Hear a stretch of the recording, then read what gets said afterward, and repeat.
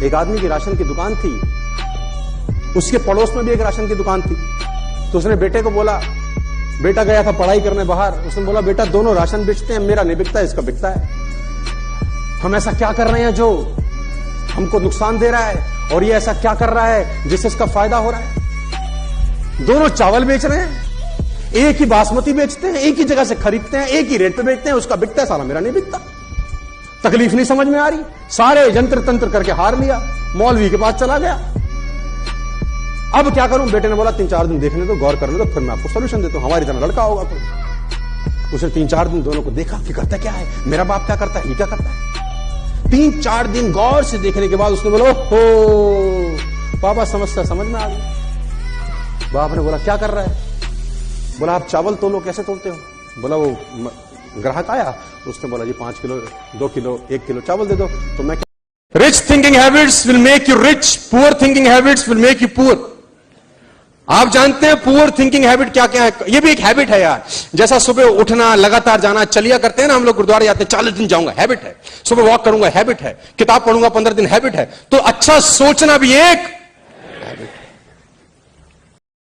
जाकिर हुसैन 2 साल तबला बजाने के बाद बोलता वायलिन बजाते हैं, सेटिंग ठीक नहीं हो रही। सोचो 2 साल तबला बजाने के बाद बोलता वायलिन बजाते हैं। साइना नेहवाल बोलती 2 साल के बाद बैडमिंटन खेलने के बाद चलो मुक्केबाजी करते हूं, मजा नहीं आ रहा। सोचो क्या होता। मैं पूछना चाहता हूं आपसे, सोचो मैरी कॉम 3 साल 4 साल मुक्केबाजी के बाद रेसलिंग में उतर जाती। गीता फोगाट स्विमिंग करने चली जाती 2 साल के बाद। मैं आपसे पूछ रहा हूं कि अमिताभ बच्चन 3 साल के बाद एक्टिंग ना करके सिंगर बन जाता, हॉकी खेल रहा होता। इन सब लोगों का जिनका मैंने नाम लिया, इनको अपने भरोसे पे, विश्वास पे, अपने काम पे कितना % भरोसा था? मैं आपसे ये पूछ रहा हूं। 2 तरह के शेर हैं इस दुनिया में, एक होता है जंगल में और एक होता है सर्कस। दोनों ही शेर होते हैं। ज्यादा कंफर्टेबल कौन होता है, जंगल वाला कि सर्कस वाला? सर्कस वाला कंफर्टेबल है। क्यों कंफर्टेबल है? उसको खाने के लिए दर दर भटकना नहीं, कहीं जाना थोड़ी है ना शिकार करने के लिए। 3 टाइम खाना मिलेगा, मस्त गोश्त मिलेगा उसको, कहीं जाना नहीं है, किसी से खतरा नहीं है, कोई नेचुरल कैलामिटी उसको प्रभावित नहीं करेगी, और एक मस्त एनवायरमेंट में रह रहा है, कहीं आना नहीं, जाना नहीं, टेंशन नहीं, बहुत खुश है।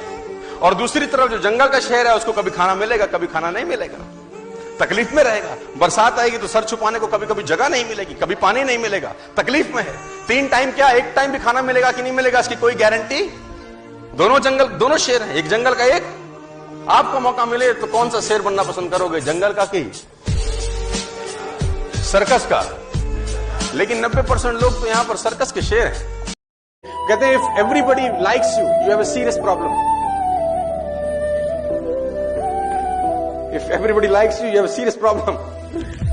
अगर दुनिया में सब आपको पसंद कर रहे हैं तो आप बहुत समझौते किए हैं जिंदगी में। अगर सब आपको पसंद कर रहे हैं तो आपने जिंदगी में समझौते किए हैं। इंडिया ऑस्ट्रेलिया के मैच में ब्रैड हॉग ने सचिन तेंदुलकर को बोल्ड मारा इन 2007। तेंदुलकर जब लौट के पेविलियन जाने लगा, ब्रैड हॉग के लिए बहुत बड़ा अचीवमेंट था, क्योंकि ब्रैड हॉग अभी नया था, नौसिखिया था 12 साल पहले, और तेंदुलकर का विकेट लेना अपने आप में बहुत बड़ी अचीवमेंट थी किसी बॉलर के लिए। उसने बोल्ड मारा सचिन तेंदुलकर। मैच खत्म होने के बाद ब्रैड हॉग वो बॉल लेके as a souvenir Sachin Ramesh Tendulkar के पास गया, और उसने तेंदुलकर को बोला सर आप इस पे ऑटोग्राफ दीजिए, मेरी जिंदगी का बहुत सुनहरा दिन है आज, कि आज मैंने आपको बोल्ड किया है। बड़ी खुशी खुशी में वो बॉल लेके गया एक ऑनर के साथ, और तेंदुलकर ने उसके ऊपर लिखा ये दिन तेरी जिंदगी में फिर कभी नहीं आएगा, ये दिन तेरी जिंदगी में फिर कभी नहीं आएगा। और वो कहते हैं दान अगर दाएं हाथ से दें तो बाएं हाथ को, और हमारे यहां तो उल्टा है, हमारे यहां तो पंखों पे लगा जाता है फलां की याद में दान। वो आदमी मरने के बाद भी घूम ही रहा है चक्रघन्नी की तरह। देखा होगा आपने, मेरी बात को अदरवाइज मत लियो, किसी ने किया हो तो ऐसे।